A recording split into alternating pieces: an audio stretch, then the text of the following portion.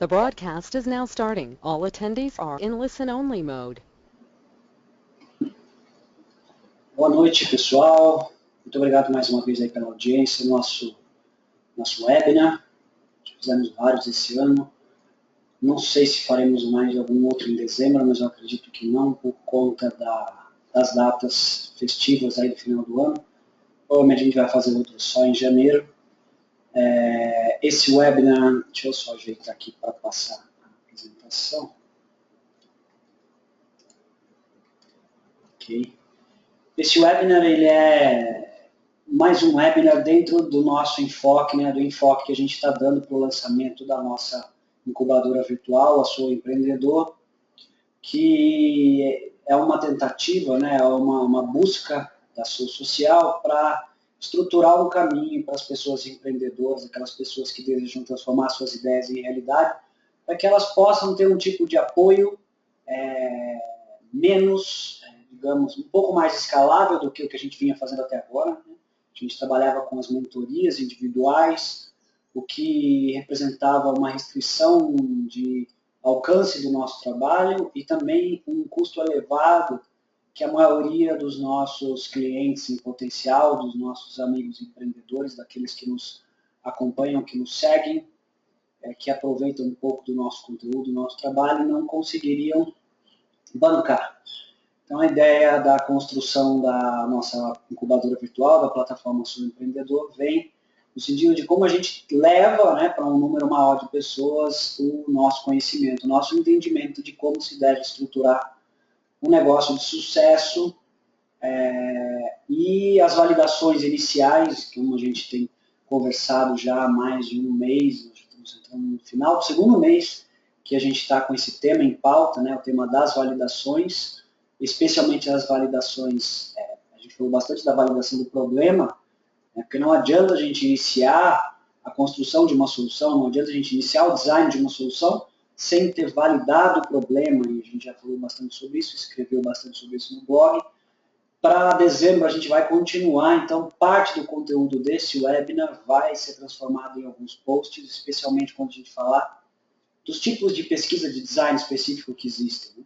As pesquisas de design elas têm uma característica um pouquinho diferente das pesquisas convencionais que a gente está acostumado a fazer, né? As pesquisas quantitativas, né? Que a gente perguntas abertas ou fechadas, mas a gente faz perguntas para um grupo grande de pessoas e busca, daí ter alguma relevância estatística.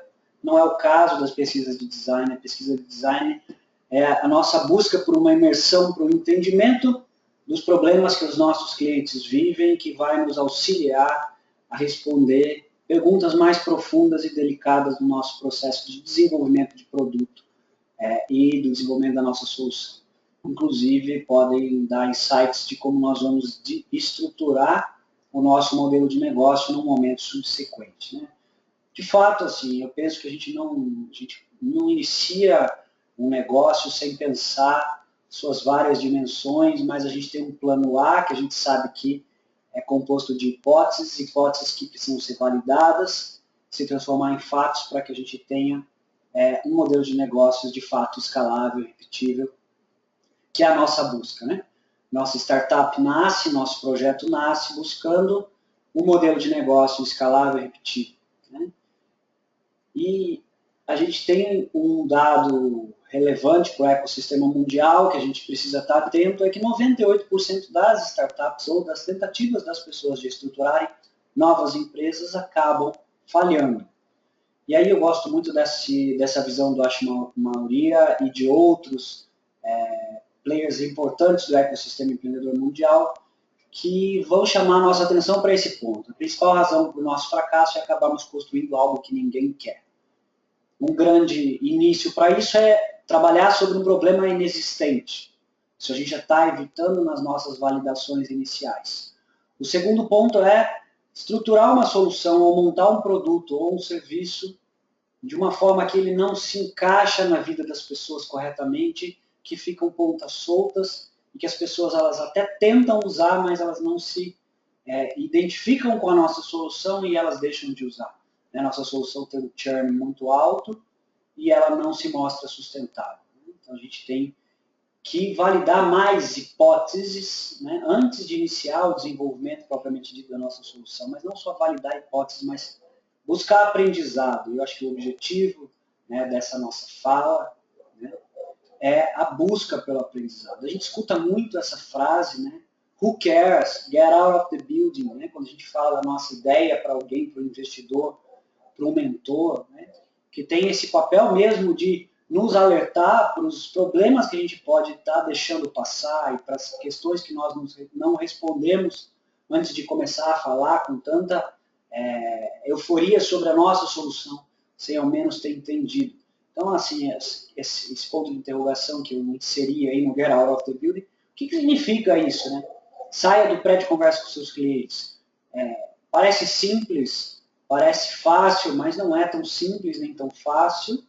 E nós aqui no Brasil, especialmente, não estamos preparados para isso. Nós não temos nenhuma escola, que eu acredito, que trabalhe corretamente a ideia do design como esse design que nós precisamos começar a tentar a compreender e a fazer com base na vida, nas rotinas, nos problemas dos nossos segmentos de clientes. É o design centrado no cliente que é o nosso ponto central aqui. A gente já sabe, né, que pela visão do design, o design é uma resposta a um problema. Nós estamos desenhando uma resposta a um problema que pode... Para um problema existem várias respostas, e a nossa resposta é uma delas. E para ela funcionar, ela precisa se equilibrar num tripé. O tripé da atratividade, ela precisa ser atrativa para os nossos segmentos de clientes, esse é o primeiro passo, e aí o design vai ajudar a gente muito. Ela precisa ser factível, ou seja, a gente precisa ter competências, conhecimentos, recursos para realizar, e ela tem que se equilibrar no último tripé, que é da viabilidade econômica, financeira. Portanto, tem um desafio muito grande sempre que a gente tenta estruturar alguma coisa. Se a gente pensar nas validações iniciais que a gente tem, né?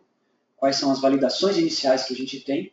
A gente tem 3 validações iniciais. A gente precisa validar o problema, a gente precisa validar a existência de um mercado e a gente precisa validar o conceito da nossa solução, né, inicialmente. Então, só para ilustrar, né, a gente pode achar que existe um problema desse cidadão aí, sair do ponto A, chegar no ponto B, porque tem um buraco entre os dois. Mas eu posso, quando eu vou validar o problema, eu posso encontrar algumas pessoas que têm esse problema, mas não necessariamente eu tenho um mercado, ou seja, um conjunto suficientemente grande de pessoas interessadas e com poder econômico para pagar para o desenvolvimento da minha solução, para pagar para utilizar a minha solução. E por último, por fim, eu posso tentar validar a minha solução, né, o conceito da minha solução, antes mesmo de eu ter começado a desenvolver. Né? Então, esse é o nosso objetivo das validações iniciais. Eu creio, não tem uma estatística que prove isso, mas que validando o problema, validando a existência de um mercado, a dificuldade de estruturar a solução, assim, a nossa falha vai se dar aí, né, na nossa incapacidade de construir uma solução que seja atrativa para os nossos segmentos de cliente e, portanto, a pesquisa de design vai entrar nesse momento, né, no momento da gente entender realmente quais são os problemas, as necessidades dos nossos clientes, como a gente vai construir uma solução que seja minimamente adotável, vamos dizer assim. Criar uma nova forma de fazer uma coisa é a nossa busca, mas nós temos que tentar enquadrar, ou pelo menos alinhar, né, a nossa solução dentro de uma rotina que já existe. Nós não podemos substituir tudo que já está no nosso entorno, tudo no entorno do nosso cliente, do nosso segmento de cliente, e achar que ele vai subir, enfrentar uma curva de aprendizado extremamente íngreme, por exemplo, ou ter que abrir mão de outras coisas que ele já incorporou na sua rotina para utilizar a nossa solução. Então a gente tem que aprender o máximo possível com os nossos segmentos de clientes. E essas conversas, né, essas pesquisas, essas entrevistas em profundidade que a gente vem falando, são apenas uma das possibilidades. A gente tem outras possibilidades de utilização. Uma pesquisa de design, ela se caracteriza pela interação direta, né, que a gente vai ter com o nosso consumidor, com os nossos segmentos de clientes, através de conversas semi-estruturadas. ela tem uma representação qualitativa e não quantitativa, e a gente está buscando, eventualmente, usuários extremos. Nós não estamos querendo a média, né? Nós estamos querendo o cara que tem grande propensão, o cara que tem pouca propensão, para a gente entender como é que esses caras, né, como esses clientes em potencial se comportam diante do problema, da nossa solução, e nós precisamos observá-los tanto no seu dia a dia quanto utilizando uma solução para a gente ver quais são os sentir, né? Tentar sentir através dessa pessoa as suas reações, as expressões. Nós estamos observando, né? Tem uma frase do Peter Drucker que diz que a comunicação, né, tem muita coisa que se esconde na comunicação que não é dita, e é essa coisa que não é dita a gente está buscando muito nas nossas pesquisas de design, né? Então, qual serviço nossos clientes precisam e como a gente pode ajudar esse cliente? Quais são as aspirações que eles têm, como a gente pode ajudar eles a alcançar? Como os nossos clientes preferem ser atendidos, como nós podemos encaixar melhor nas rotinas já estabelecidas desses clientes? E que relações eles esperam ter conosco? Por quais valores eles estão dispostos a pagar? São algumas perguntas que a gente faz. Todo mundo que já mexeu com Business Model Canvas responde essas perguntas. A gente está acostumado, mas a gente faz como? A gente senta numa sala, nós, os sócios fundadores, e a gente faz um brainstorm e começa a preencher essas coisas com base em suposições, com base em hipóteses não validadas. A gente não se dá o trabalho de ir a campo e pesquisar, e conhecer, e conversar. E isso eu falo com categoria, porque eu tenho dificuldade de fazer isso. Eu não tenho tanta, porque meu trabalho envolve contato direto com empreendedores em vários momentos. Eu trabalho com as mentorias, eu trabalho em sala de aula, e, portanto, eu tenho muito contato direto com os meus segmentos de clientes. Mas na sala de aula, nas minhas mentorias, é muito raro, por mais que a gente force a mão dos grupos saírem para as validações, fazerem as validações. Esse ano, como coincidiu, né, o meu curso de modelagem de negócios inovadores que eu dou no Unicamp, com a nossa montagem da incubadora e essa ideia de fazer o ciclo de validação fora da incubação, alguns grupos se esforçaram mais e fizeram algumas validações iniciais, ainda assim tiveram dificuldades para lidar com as questões envolvidas. Nós queremos, assim, nós buscamos, nós que trabalhamos com tecnologia, que estamos inseridos aqui no mundo da internet, que ficamos no computador, que fazemos webinar online, que estamos aqui nessa pegada, a gente gosta muito da coisa quantitativa, né? A gente gosta das métricas, a gente quer ver o nosso funil de vendas, a gente quer ver uma série de coisas, mas a gente tem que tomar um pouco de cuidado. Hoje, o post de hoje está falando exatamente sobre esse cuidado que a gente tem que ter com as pesquisas quantitativas no início das nossas descobertas, no início das nossas pesquisas exploratórias, porque elas ajudam a gente a entender o que está acontecendo, mas não por que aquilo está acontecendo, né? Então, as pesquisas qualitativas são as mais adequadas nesse momento para nós, né? Nós não precisamos entender como se comportam muitas pessoas, a gente precisa entender profundamente como se comportam algumas pessoas que têm o perfil das personas que vão utilizar a nossa solução.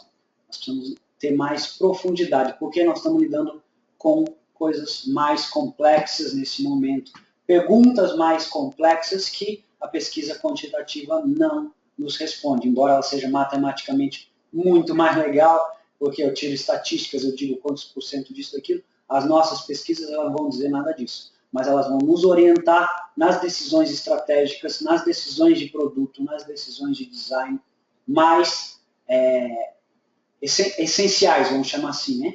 As decisões essenciais. Depois, as otimizações, as pesquisas quantitativas vão ser super importantes, né? Para otimizar o nosso funil, para a gente fazer os testes AB com posicionamento, uso de cores e várias outras possibilidades que a gente tem, assim como análises de cohort, né, que são aquelas análises que levam em consideração a jornada de compra do nosso cliente. Então, eu avalio o cliente que entrou naquela semana e comparo com outras entradas. A gente pode depois falar um pouquinho sobre essa pesquisa de cohort.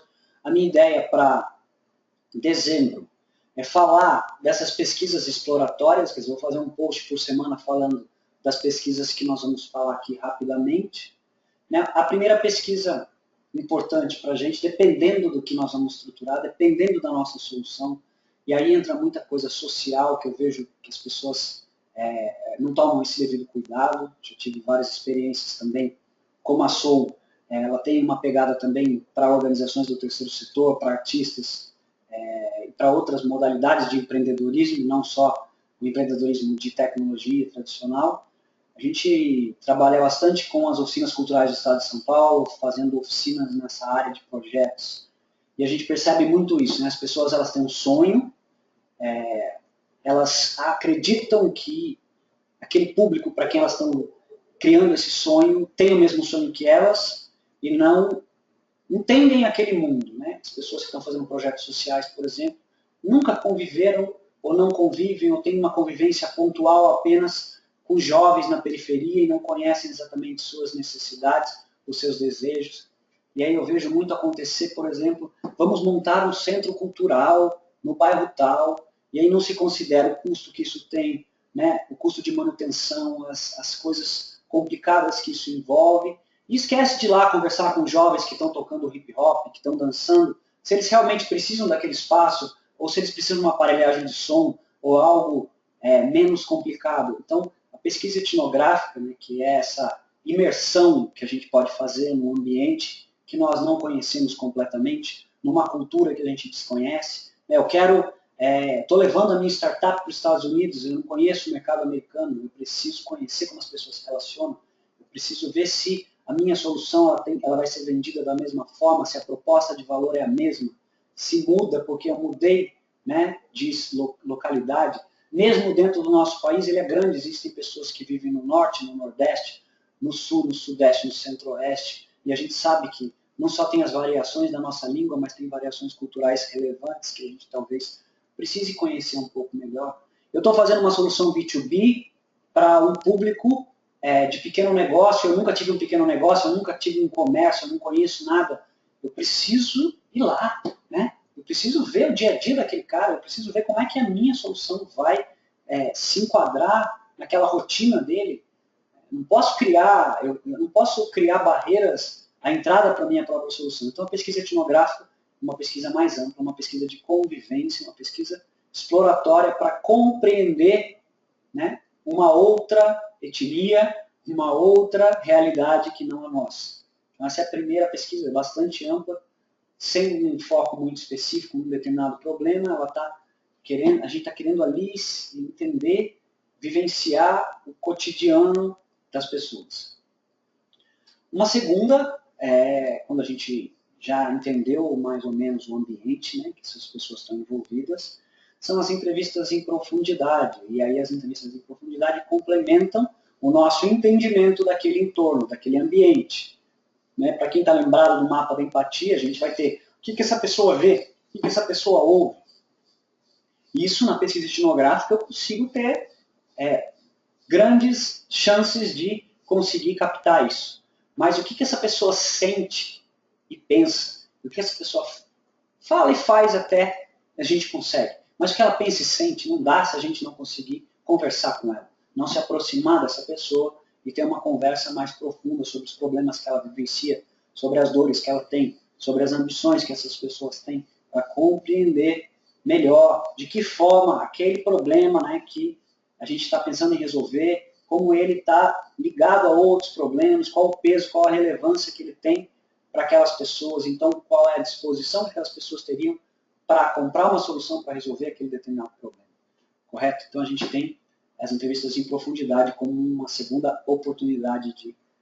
A gente tem uma outra pesquisa que ela é uma mistura das duas, que é a pesquisa etnográfica com uma entrevista em profundidade, que é uma pesquisa contextual, que é uma tradução livre minha, que eu não encontrei em português ela, mas é que ela contextual inquiry, né?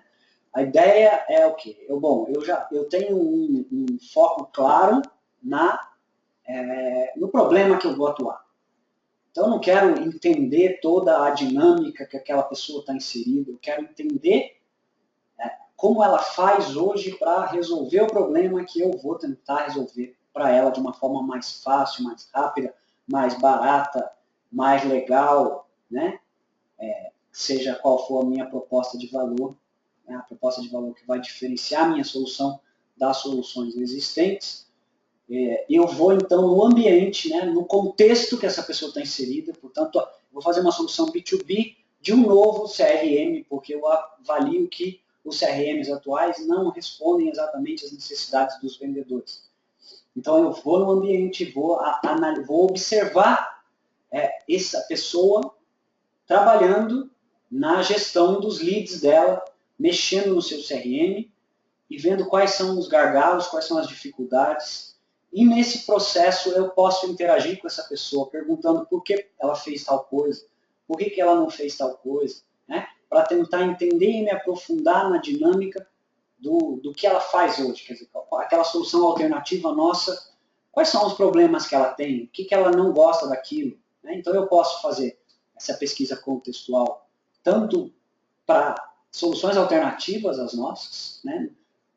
Para a pessoa tentando resolver aquele problema que a gente quer ajudar ela a resolver, quanto para a nossa solução também. Eu posso vê-la utilizando a nossa solução para tentar entender. Mas aí entra um quarto tipo de solução, um pouco mais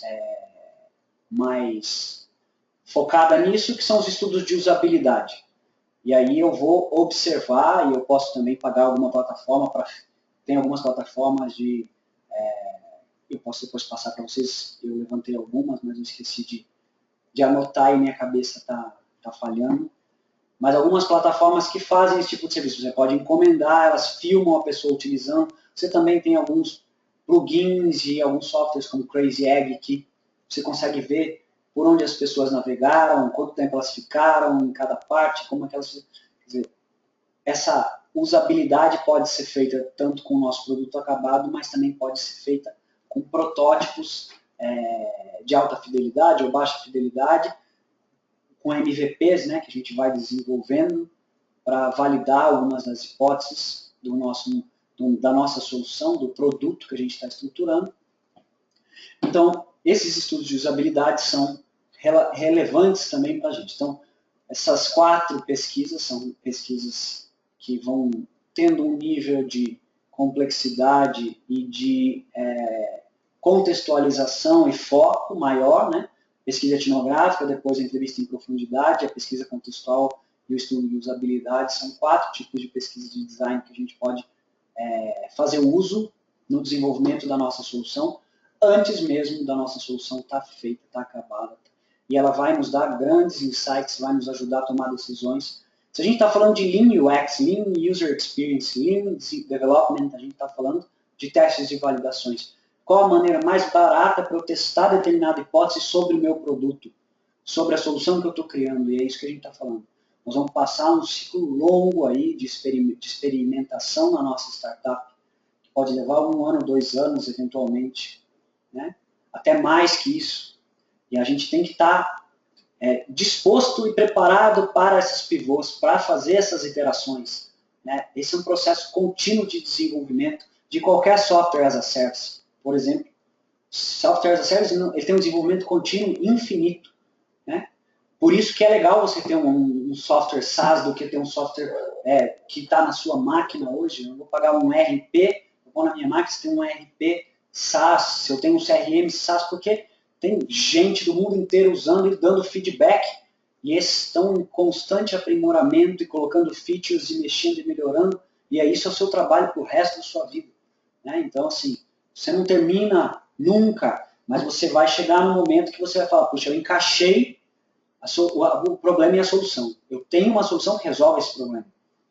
E você vai chegar no momento também, se tudo correr bem, que você encaixou um modelo de negócio. Puxa, as pessoas compram e elas querem usar a minha solução. Então, eu consegui o Product Market Fit, né? E eu, para conseguir o Product Market Fit, eu usei muito design.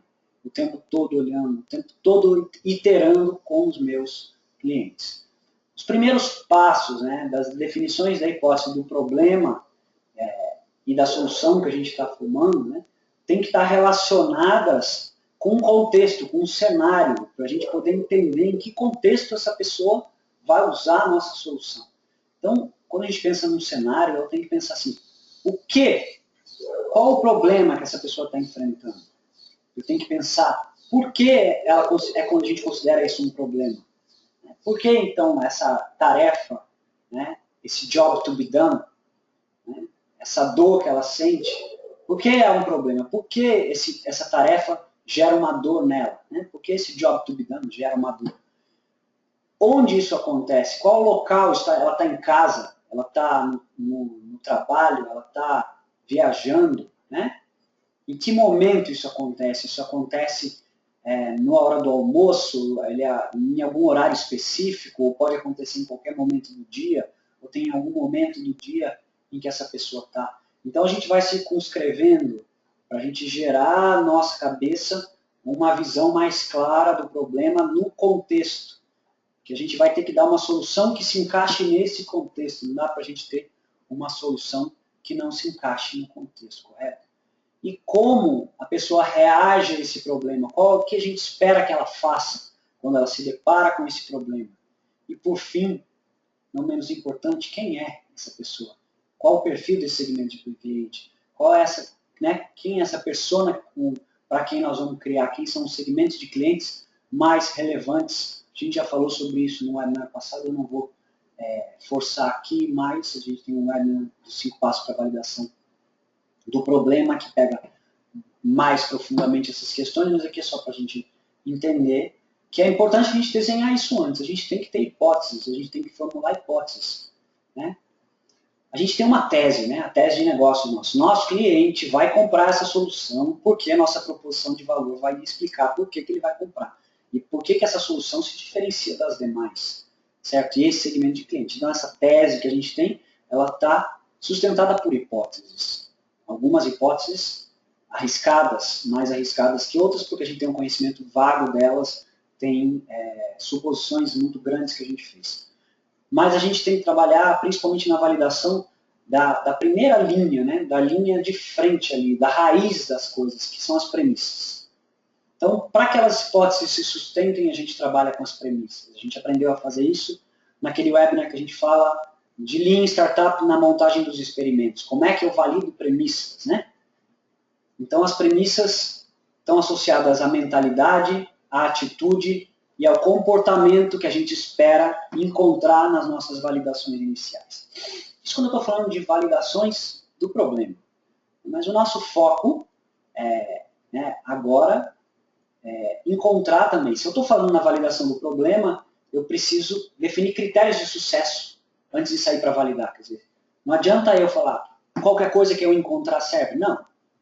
Se eu quero validar alguma premissa minha, né, ela precisa ser verdadeira. E eu preciso definir um critério. O que seria esse critério? Seria um percentual do total de entrevistados que eu vou conversar que tem esse comportamento, que tem essa atitude, que tem essa mentalidade que eu espero encontrar. Se eu não encontrar, eu não validei a minha premissa e eu invalidei a minha hipótese por conta dessa premissa. Eu vou ter que pivotar. Mas nós nas pesquisas de design, nós estamos preocupados com um passo além. Né? Nós não queremos só validar. Certo? A gente quer validar as nossas hipóteses, a gente quer novos conhecimentos, que é muito importante. Nós queremos entender melhor os nossos clientes, ter acesso a conhecimentos que a gente não tem, e principalmente insights. Porque mesmo que eventualmente eu invalide uma hipótese que é importante para aquele meu pensamento, com um insight eu crio uma alavanca poderosa para ter criar novas soluções que eu possa fazer uso. Correto? Então, algumas coisas só para a gente entender, que são importantes na pesquisa de design. A gente tem que selecionar os nossos entrevistados com base num perfil pré-definido. A gente não sai aleatoriamente conversando com as pessoas. Se eu quero fazer um aplicativo de compras para ajudar as pessoas a fazer lista de supermercado, que é o caso de um dos trabalhos que estão sendo desenvolvidos no curso de modelagem lá que a gente está fazendo, eu tenho que entrevistar as pessoas no momento de compra. Quem são as pessoas mais propensas a usar isso? Quem que precisa mais controlar o orçamento? Bom, então, são mulheres que controlam mais, são mulheres com crianças, porque ela já tem um orçamento apertado, comprou uma casa recentemente ou construiu, então ela está economizando para pagar as prestações, né? Então eu vou escolher elas no momento, no contexto, né, adequado, naquele momento. Eu acho que as pessoas têm dificuldade, é um dos casos que a gente usou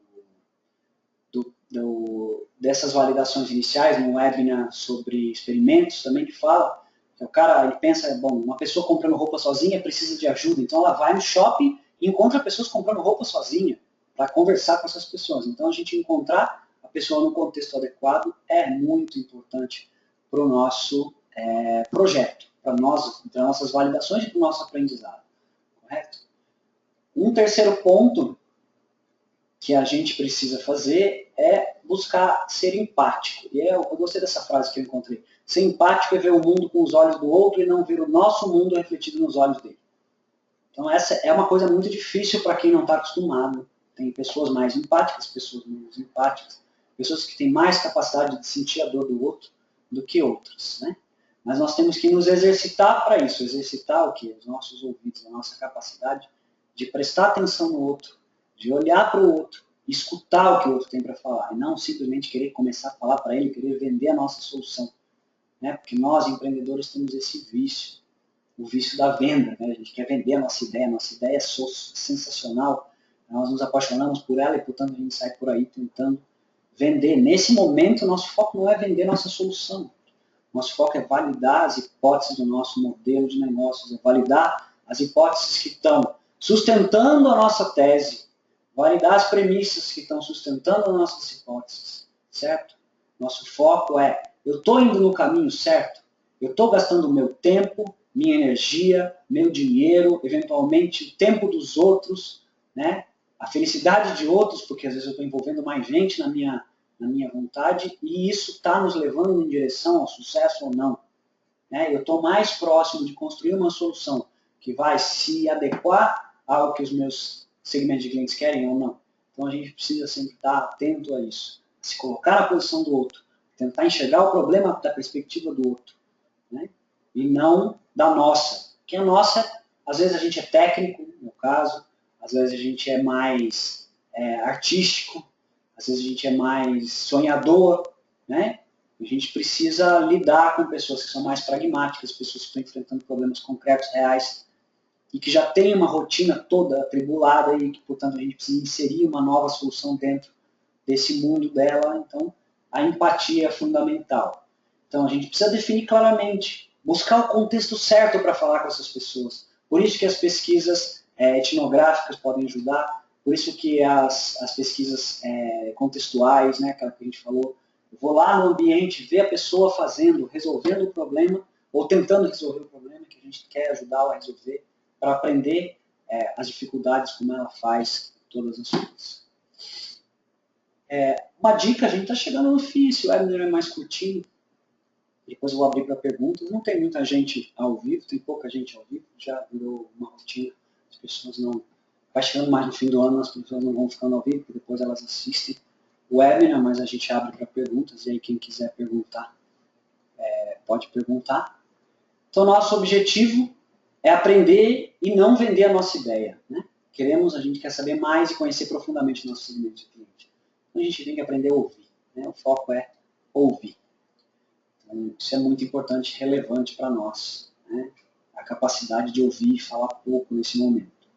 Isso é importante. Aí eu descobri eu não usei ainda essa metodologia, já tinha ouvido falar, dei uma pesquisada rápida, não vou conseguir explicar exatamente para vocês como usar, vou tentar explicar, mas ela parece bastante razoável, de como organizar, né, toda essa informação que a gente está captando para a gente conseguir daí extrair alguma coisa acionável, né, algo que a gente possa traduzir em um feature, traduzir, né, num produto, num serviço, que é essa ideia do diagrama de afinidade, que foi uma criação desse japonês Jiro Kawakita, que é um antropólogo da década de 60, e criou essa maneira de...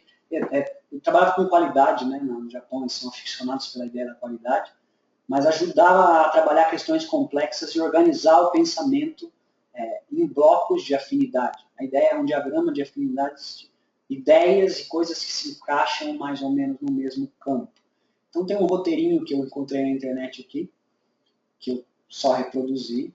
Então, o primeiro passo é gere os dados para a construção do diagrama de afinidades. A gente gerou os dados nesse monte de conversas, dessas observações que a gente fez, e a gente tem um monte de dados. O que a gente precisa é pegar esses dados e traduzir eles num post-it, né, que caiba e se sintetizar essas ideias, não podemos escrever muito, porque senão a gente não consegue organizar.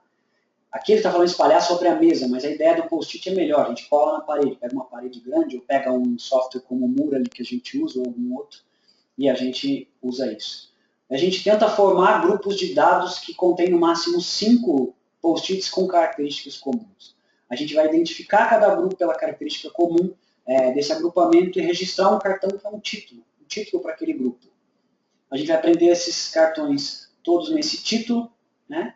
E a gente vai repetir isso até a gente conseguir colocar um conjunto pequeno, né, e acionável de questões para que a gente possa trabalhar no design da nossa solução. De novo, as pesquisas de design, elas vão nos auxiliar no entendimento das coisas, certo? No entendimento do porquê o cara faz assim, não faz assado, do porquê que ele travou numa determinada passagem, né, no nosso funil, no nosso fluxo, por que ele não conseguiu ir para aquela página, onde ele não achou o botão. A gente vai estar vendo ele mexer e vai ver a dificuldade que ele teve. Depois, eu vou mexer nesse botão, por exemplo. Né? Eu vejo que a maioria consegue achar o botão na direita, mas eu posso validar isso com testes AB, por exemplo. Eu ponho o botão na esquerda, ponho o botão na direita, e quando eu tenho um fluxo de pessoas indo para o meu site, eu consigo avaliar se o botão na direita converte mais que o botão na esquerda. E aí as pesquisas quantitativas vão nos ajudar muito. Mas percebam, quando a gente está falando de pesquisa quantitativa, em nenhum momento a gente está falando de questionário. Né? Não é para a gente confundir a pesquisa quantitativa que a gente usa no design, a pesquisa quantitativa que a gente usa para validar as nossas hipóteses. Por exemplo, se as pessoas compram ou não o nosso produto, comprariam ou não, a gente tem que fazer um pitch de vendas, a gente tem que fazer uma landing page, pegar um link patrocinado ou um Facebook Ads e levar as pessoas para essa landing page e ver se a gente converte essas pessoas, mesmo sem ter a nossa solução. A nossa resposta é quantitativa, mas nós não estamos fazendo questionário. E eu estou falando isso porque eu vejo muito isso. No Face, direto nos grupos que a gente tem, que a gente frequenta, né, os grupos de empreendedorismo, de startup, os meninos mandando perguntas lá, falando sobre a solução que eles estão montando. Aí tem um outro ponto que é muito importante. Quando você fala sobre a sua solução, cada um individualmente vai interpretar isso de uma forma. Então, e vai ser uma forma ideal, não vai ser a forma exatamente que você vai conseguir reproduzir. Certo? Se você quer validar a sua solução, você tem que fazer um protótipo. E você colocar as pessoas para usar seu protótipo. Certo? Você quer validar a sua proposta de valor, você não fala a sua proposta de valor para validar, você apresenta ela para um grupo de pessoas. E põe um botão falso que seja de compre aqui ou pré-compra e vê quem clica. Né? E vê quantas pessoas compram para você poder entender. Essas são as pesquisas quantitativas que têm valor de fato, de insights para a gente. O resto são otimizações, como eu falei. O fundo de vendas, eu vou otimizar, o Growth Hacking trabalha muito nessa linha de otimizações, né? Otimizações constantes e simultâneas, vários experimentos ocorrendo simultaneamente, para que a gente tenha, somando as taxas de aumento que eu tenho nas vários canais de conversão que eu tenho, eu gere um crescimento exponencial para a minha startup. Não é só isso, óbvio, o Growth Hacking, mas uma parte do Growth Hacking são esses exercícios, esses hacks, né, de validações, de mudanças, de otimização, de landing pages, de botões e de certas coisas que ajudam a converter mais. Eu vou abrir agora para perguntas. Se alguém tiver alguma pergunta, eu posso responder. É possível levantar a mão e é possível também mandar pelo chat.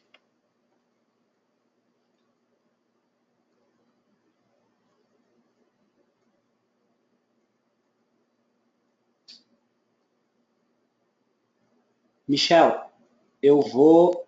você levantou e abaixou. Você quer perguntar ou não? Se quiser, levanta a mão de novo. Que aí eu abro o seu microfone e você pode perguntar.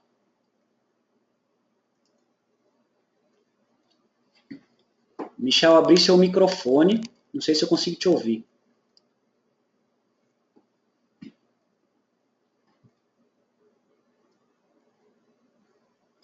Michel, Você está falando, eu não consigo te ouvir. Você pode fazer sua pergunta pelo chat? Fez, acho.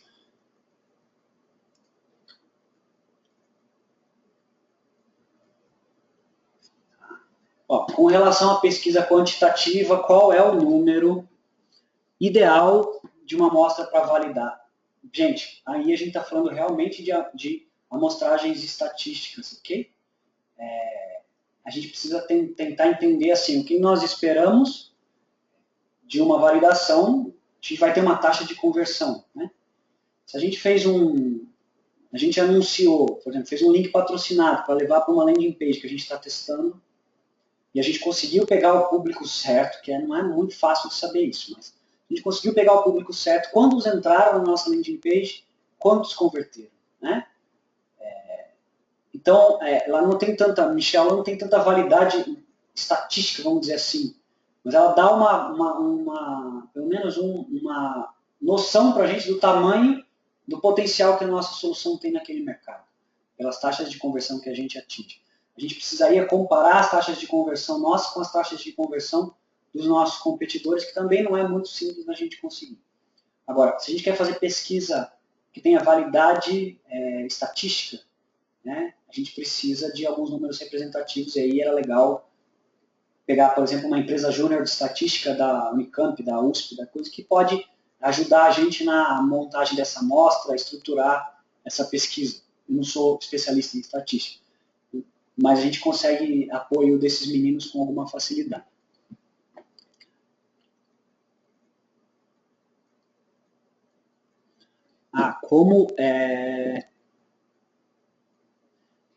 Como eu engajo? Então, é comum, é interessante isso, Michel. Eu tenho conversado com as pessoas têm bastante disposição.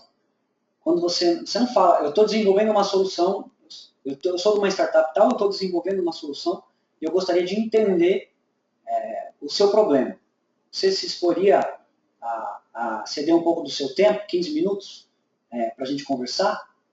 A maioria das pessoas se dispõe, Michel, isso é interessante. A maioria das pessoas se dispõe. Na pesquisa contextual, né, que você vai no ambiente, também é legal porque você não atrapalha muito, ela consegue continuar trabalhando, você fica observando, você vai intervir eventualmente. Então, assim, uma das formas que eu acho bem interessante, assim, a gente está conectado com qualquer pessoa do globo por 7 graus de separação.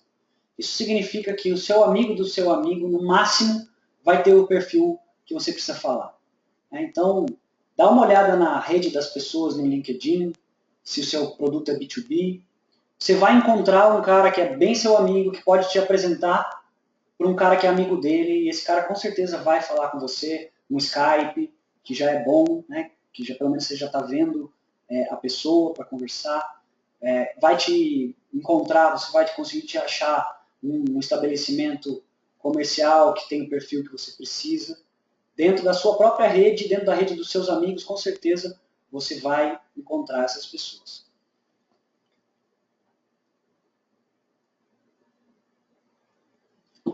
Alex, a mesma pergunta do Michel, né? Com relação à pesquisa qualitativa.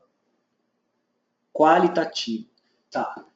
Pesquisa qualitativa, ela vai ajudar a gente a encontrar padrões, certo, Alex? As pessoas falam em 7 a 10, certo? Mas desde que você consiga encontrar padrões. O que são padrões? São comportamentos que se repetem pelo menos 5 vezes, ok? 5 a 7 vezes, vamos chamar assim. Então, eu vou conversar com uma pessoa, ela vai me falar uma coisa que é muito parecida com a segunda que eu vou falar, que é muito parecida com a terceira que eu vou falar, que é muito parecida com a quarta que eu vou falar, que é muito parecida com a quinta que eu vou falar, e eu encontrei um padrão. Eu vou fazer uma sexta entrevista e aparece um padrão diferente, aparece um perfil que não se enquadra ali. Eu posso arriscar e parar ali, falar, não, encontrei um padrão, encontrei um segmento, você já encontrou um, mas de repente você está vendo um outro segmento. Aí você vai continuar fazendo para ver se aquele cara que apareceu, ele aparece de novo, aquele padrão, ou se os outros que aparecem são daquele primeiro, por exemplo. Então, na verdade, você tem que buscar por padrões, Alex. Não tem um número, mas tudo que eu vejo por aí na biografia em geral, quando trabalha com buyer persona, market persona, personas em geral, eles falam de 5 a 7 entrevistas são suficientes para você encontrar padrão. Ok? Então, deixa eu ver aqui.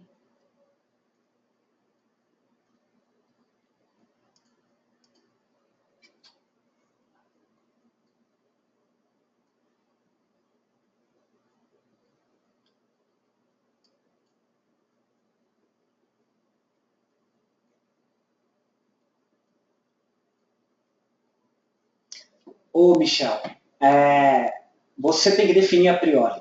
Você acha que o problema, você tem um mercado grande, você acha que tem um mercado pequeno, nichado, você acha que o problema é sério? Aí, assim, se você acha que você tem um mercado grande, que o problema é sério, você estabelece um número grande. De 10 entrevistas, 6 precisam validar. Ou, não, você meio que define. Porque assim, veja, a validação, ela não garante, né? Ela vai te ajudar a definir.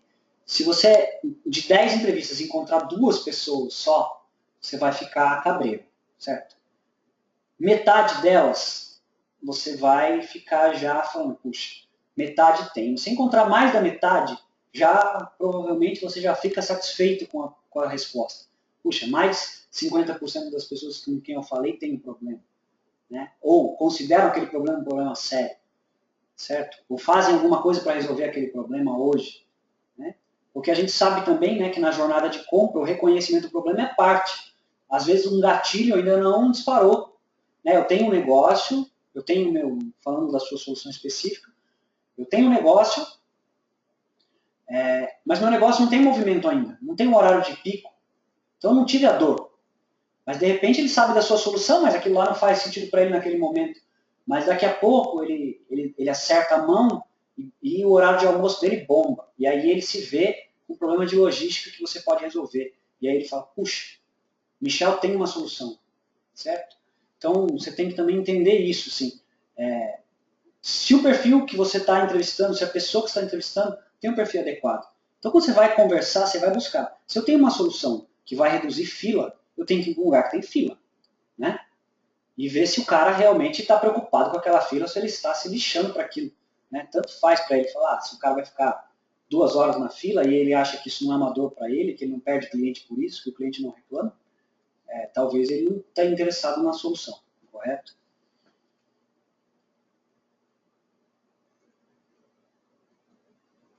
Alex, sim, pesquisa quantitativa a gente trabalha exclusivamente, mas não com padrões, a gente trabalha com estatísticas, né? Eu tenho um percentual de pessoas que agem de tal forma.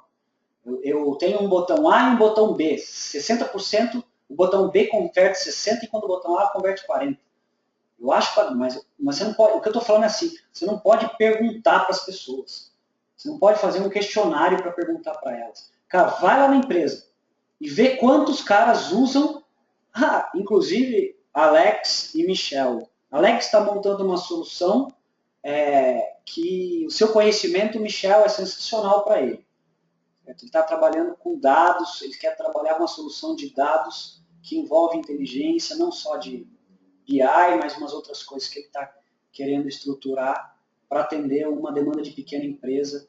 E o Michel, com certeza, conhece mais que eu sobre isso. Mas a minha experiência com a pequena empresa é essa. Você tem que ir lá entender o que ele usa de dados hoje. Ele está procurando melhorar a gestão dele a partir de informações, que informações ele usa, que informações são relevantes para ele ter no dashboard dele. O Michel teve experiência longa, isso foi interessante vocês estarem juntos. Depois eu passo o Michel e Alex, eu vou depois tentar passar para vocês se colocarem, se comunicarem, ok?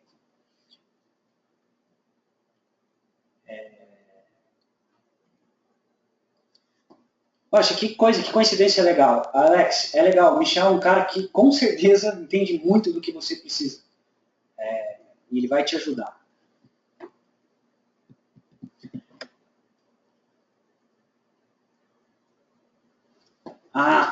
O Michel, Alex, eu não estou enganado, você está trabalhando com inteligência de dados, não é isso? O Michel é especializado nisso, tem 10 anos que ele trabalha com isso. Isso, ele trabalha 10 anos com isso, hoje ele está na TOTS, ele está com aquele programa Good Data, ele está envolvido nesse mundo aí. Então, ele inclusive tem uma empresa dele que ainda está funcionando, que é a Strategy Lab, que é uma consultoria nessa área. Ele vai com certeza te orientar nisso, que é um cara legal.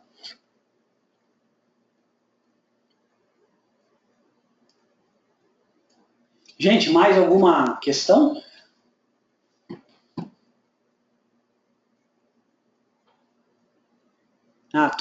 TOTUS Ventures ficou interessada.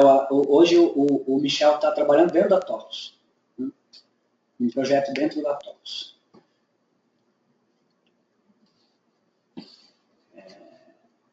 E aí você pode tentar ajudar ele também no projeto dele. O Michel está fazendo uma solução para reduzir fila, diminuir custos de transação para pequenos estabelecimentos comerciais na área de alimentação. Vocês podem trocar, que tem coisas aí em comum aí na vivência. Você está trabalhando com gestão, né? Você tem esse background de gestão, e o Michel tem um background de dados, acho que dá um samba legal.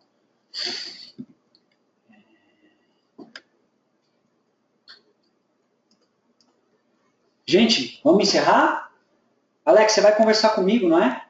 Acho que amanhã a gente tem uma conversa, a gente aproveita e já conversa. Então,